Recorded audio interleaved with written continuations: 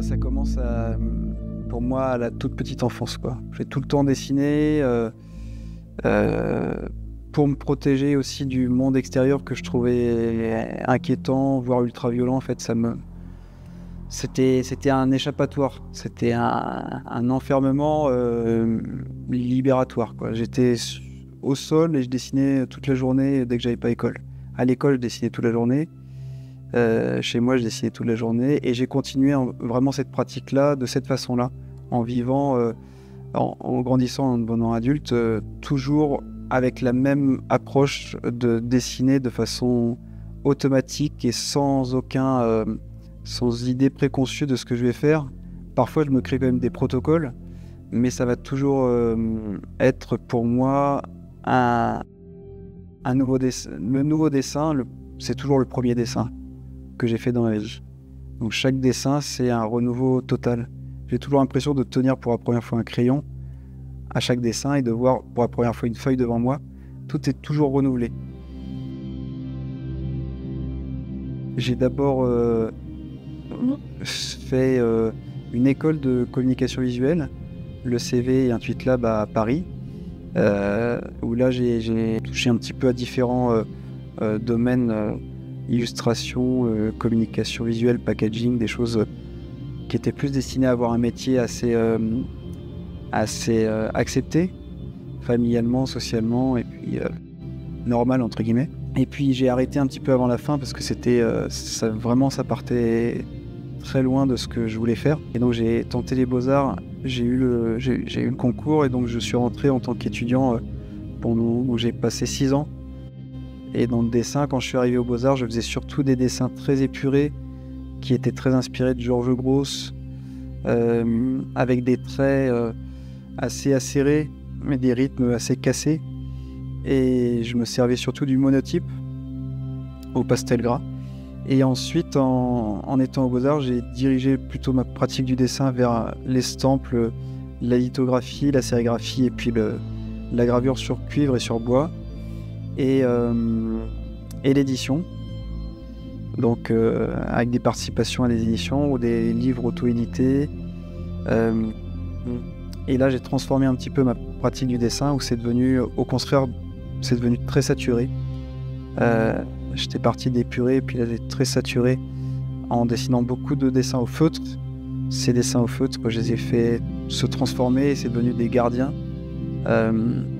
Et les gardiens, ce sont des personnages qui sont constitués de plaques de bois découpées, peintes et dessinées, assemblées. Donc ça crée des bas-reliefs. Donc c'est une sorte de dessin en 2D un petit peu en relief.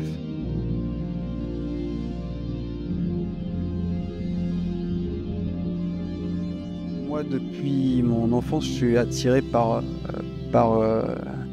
les personnes marginales. Quand j'étais enfant, toutes les personnes proches de la clochardisation ou peut-être dans l'imagerie vagabonde aussi, tout ça, ça m'a beaucoup influencé en fait avec tous ceux qui sont en marge de la société en choisissant ou plutôt en ayant choisi, parce qu'il y en a qui choisissent quand même, et c'est plutôt vers eux. J'étais pas attiré par ceux qui subissaient ça, même si des fois ceux qui ont choisi subissent aussi, mais il y en a qui ont choisi une vie un petit peu à part, et donc ces personnes-là m'ont toujours attiré, et des personnes qui peuvent être entre plusieurs, comment on pourrait appeler ça, plusieurs époques, plusieurs genres, plusieurs personnalités, des personnes qui n'ont pas un mental normé et qui sont souvent décrites comme malades mentales. Et donc à la fois sur l'apparence physique et le mental, ces deux aspects de la marge m'a toujours intéressé. Ce qui est au Centre d'Art, c'est issu d'une série d'une vingtaine de dessins en petit format, enfin un format A5. et dans lesquels je suis parti en dessinant. Au départ, j'ai fait, comme d'habitude, quelque chose de très... un dessin automatique, donc je ne savais pas où j'allais. Et j'ai vu apparaître un visage à l'intérieur. Et c'est ce visage-là qui a mené en fait le thème de la série, qui était le portrait de personnages imaginaires.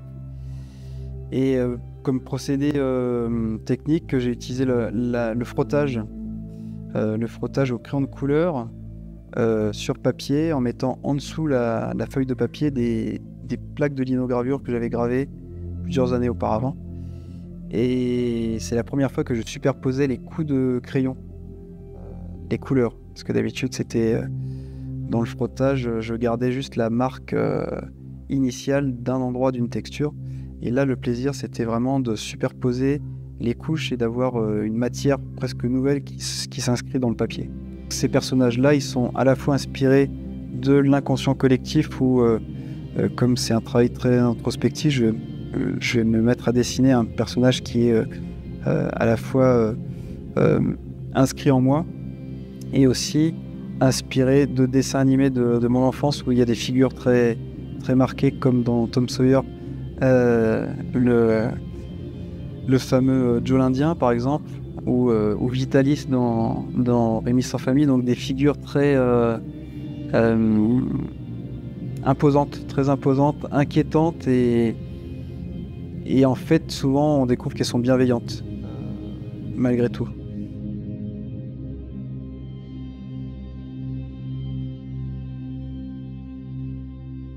Geoffrey Granger, l'apothicaire, le sérigraphe qui fait la sérigraphie sur t-shirt et qui a fait la sérigraphie d'art, m'a demandé pour l'atelier de créer spécifiquement des dessins de 10 par 15 cm avec une mine de 1 cm, que ce soit opaque, donc que ce soit au trait et non pas avec des nuances comme on peut avoir en gouache ou en frottage. Et donc j'ai utilisé un Posca pour dessiner, et puis j'ai voulu reprendre une des périodes que je suis en train de faire un petit peu en ce moment, qui est un peu plus qui a quelques mois maintenant, mais là où je me suis remis à faire du monotype, mais en créant justement j'appelle la série Fit, Danse et Envol.